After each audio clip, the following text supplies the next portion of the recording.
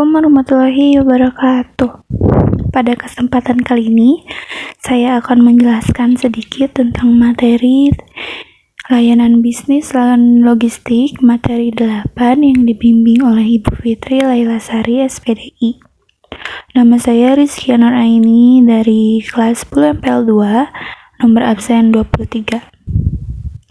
Dimulai dari pengertian logistik menurut Berg dalam License 2000 adalah suatu integrasi dari manajemen pengadaan, persediaan, transportasi, serta juga kegiatan atau aktivitas pergunangan di dalam menyediakan, mempersiapkan alat ataupun cara yang berbiaya efektif untuk kemudian memenuhi kebutuhan pelanggan baik itu untuk internal maupun eksternal. Fungsinya antara lain ada perencanaan dan pemenuhan kebutuhan, aktivitas analisa produk, skala prioritas sampai ketersediaan produk. Yang berikutnya, penganggaran memastikan bahwa kebutuhan pengadaan barang sudah sesuai dengan anggaran yang dimiliki perusahaan atau tidak.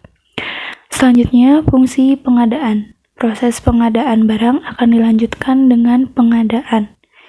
Penyimpanan dan penyaluran adalah menyerahkan barang dari proses pembelian atau pengadaan. Pemeliharaan adalah proses penyimpanan barang agar tidak cepat rusak. Selanjutnya ada penghapusan. Kegiatan ini dilakukan untuk memisahkan barang yang sudah rusak, memperbaiki dan menggantinya dengan sesuai. Yang terakhir ada pengendalian.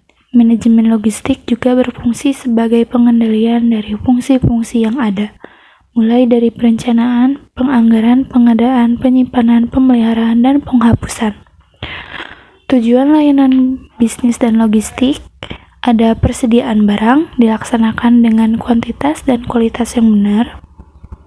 Yang kedua ada menekan pengeluaran dana untuk pengadaan karena fungsi pemeliharaan dan penyimpanan dilakukan dengan baik. C. Mendukung setiap fungsi manajemen dalam mewujudkan efisiensi dan efektivitas untuk mencapai tujuan perusahaan. Manfaat layanan bisnis dan logistik. Yang pertama ada persediaan, mencukupi ketersediaan barang. Yang kedua ada transportasi, proses penyaluran pendistribusian melalui transportasi yang mudah ditentukan. C. Fasilitas, memudahkan bagian pengadaan dalam memilih fasilitas yang dibutuhkan. D. Layanan, memudahkan perusahaan memberikan pelayanan. E. Manajemen dan administrasi, kegiatan manajemen selalu didukung dengan aktivitas administrasi. F. Inbound transportasi, dilakukan untuk menangani distribusi barang dan bahan baku. G. Outbound transportasi, menangani distribusi yang benar. H. Pemecahan masalah, setiap masalah tersebut bisa diatasi. I. Informasi pada konsumen, penyampaian tentang distribusi suatu barang bisa dilakukan dengan secara lebih rapi. J. Kepercayaan konsumen, kepercayaan konsumen kepada perusahaan akan hadir jika ada pelayanan yang baik. Komponen layanan bisnis dan logistik antara lain yaitu struktur lokasi fasilitas, transportasi, persediaan, komunikasi, dan penanganan, serta penyimpanan. Jenis-jenis layanan bisnis dan logistik. Yang pertama ada air freight service, pengiriman melalui udara. Nomor 2, sea freight service, melalui laut. Land freight service, layanan darat. 4. Packing and moving. 5. Warehouse. 6. Specialist handling shipment. Proses layanan bisnis dan logistik. Nomor 1 ada kargo, pengiriman peti kemas atau barang dalam jumlah besar yang dilakukan melalui darat, laut, dan udara. Pelayanan packing and moving merupakan jenis pelayanan jasa pengiriman yang banyak dilakukan oleh agen pengiriman maupun kemitraan. Nomor 3, warehouse adalah jenis pelayanan bidang logistik dalam proses penyimpanannya saja. 4. Specialist handling shipment adalah usaha jasa pengiriman khusus untuk pengiriman barang dengan perilaku khusus.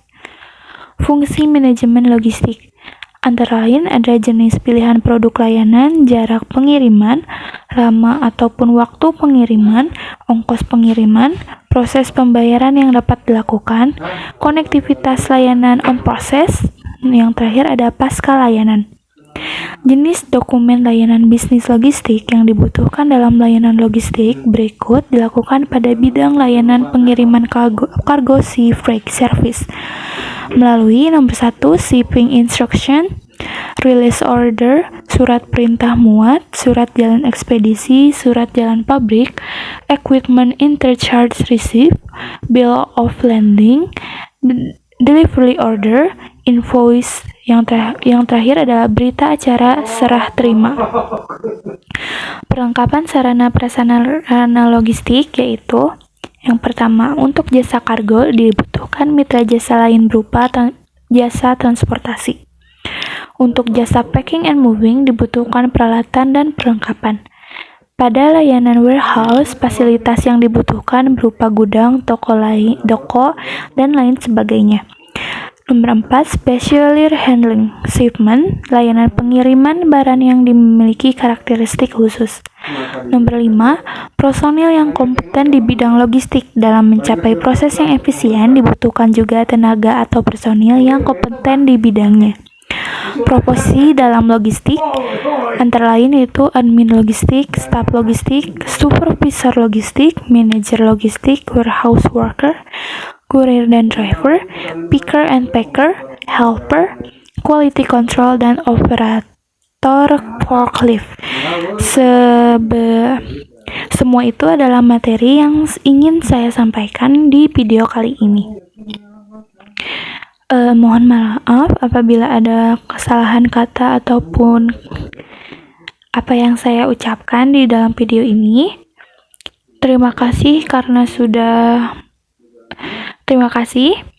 untuk sekalian, dan saya harap bisa memberikan manfaat di dalam video ini. Demikian, terima kasih. Wassalamualaikum warahmatullahi wabarakatuh.